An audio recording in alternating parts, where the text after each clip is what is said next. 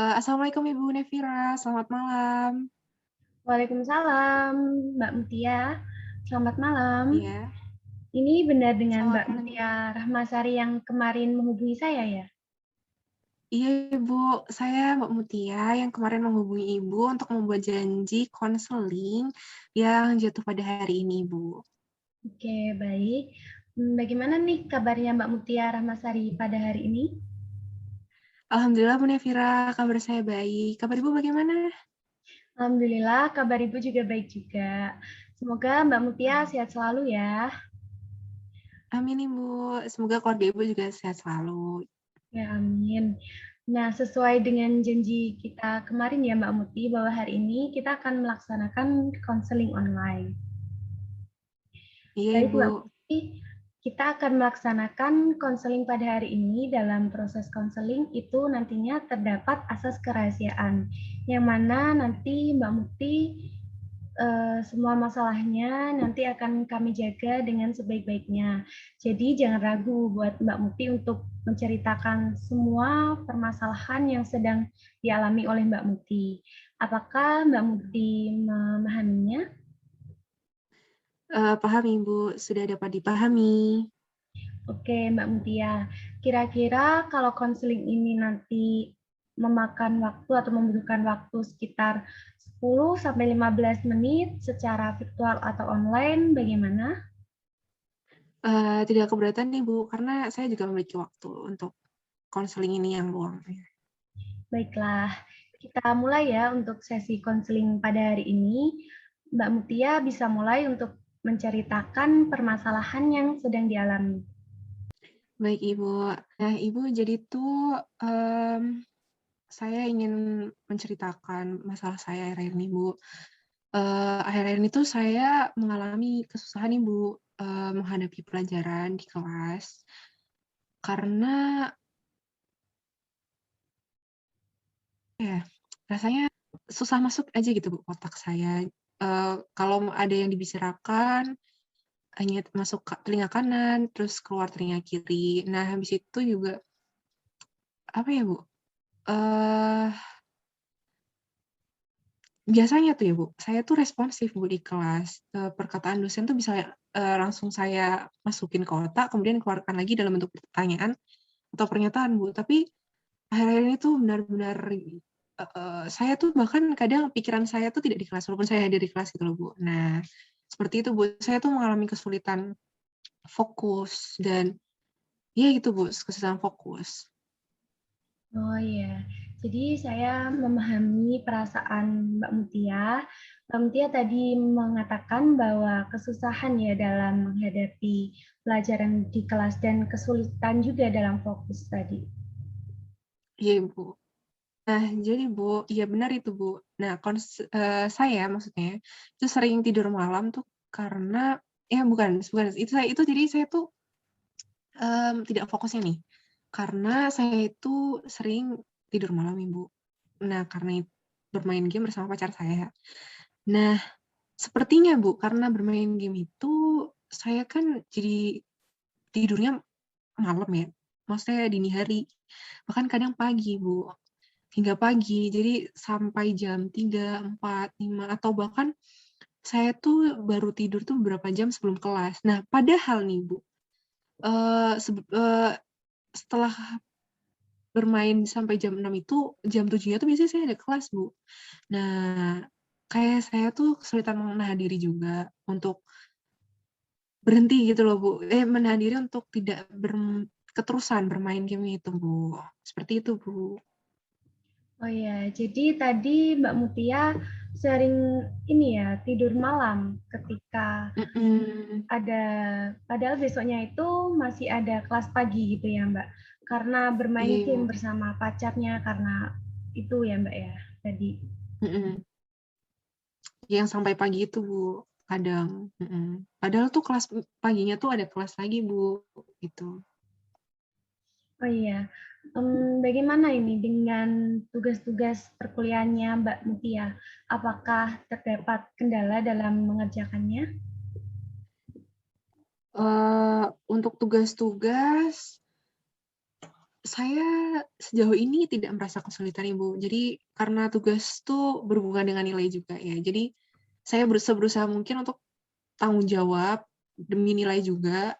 Jadi tugas-tugas itu tidak ada yang terlewat, Bu. Saya selalu mengerjakan tugas-tugas, semua secara tepat waktu, tidak ada yang pernah terlewat. Jadi bagi saya tuh tugas tidak menjadi masalah bagi saya.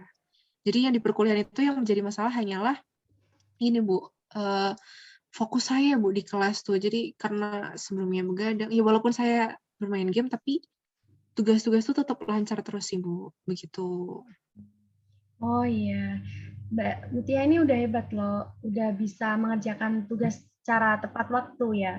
Tadi Mbak Mutia juga mengatakan bahwa kesusahan dalam menghadapi pelajaran di kelas.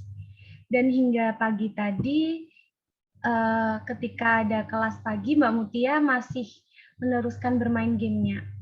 Lalu saya ingin mengetahui nih, bagaimana dengan cara Mbak Mutia memanajemen waktunya? Nah, biasanya itu, eee, saya itu kurang bisa mengelola ya, Bu, untuk waktu tersebut dan kurang bisa menahan diri untuk tidak bermain game dan menghabiskan waktu bersama pacar saya. Nah, karena pacar saya itu sudah mau wisuda ya, Bu, dan kadang ada hari di mana ia tuh harus kerja. Sehingga komunikasi saya dan dia tuh berkurang ya, Bu. Saya dan dia tuh saling berusaha untuk menghabiskan banyak waktu, dengan pacar saya ketika senggang, seperti itu, Bu. Nah, apa ya, jadi kalau dari saya sendiri me-manage waktu itu, pagi kan biasanya kelas ya, Bu, pagi sampai sore biasanya kelas, kemudian, di paginya itu kadang saya mengerjakan tugas juga, Bu. Maksudnya, sebelum kelas mulai. Jadi untuk tugas, itu makanya tadi seperti yang saya bilang sebelumnya itu sudah tersusun dengan rapi ya, Bu, untuk tugasnya. Nah, kelas, kemudian malamnya itu saya habiskan bersama pacar saya, Ibu, kayak seperti itu. Hmm, ya. Jadi tadi Mbak Mutia ketika di malam hari juga berusaha ya untuk meluangkan waktunya dengan pacarnya Iya, Ibu. dan tidak tidur hingga pagi. Em, Kadang ya. Bolehkah saya ingin mengetahui lebih banyak bagaimana hubungan Mbak Mutia ini dengan pacarnya?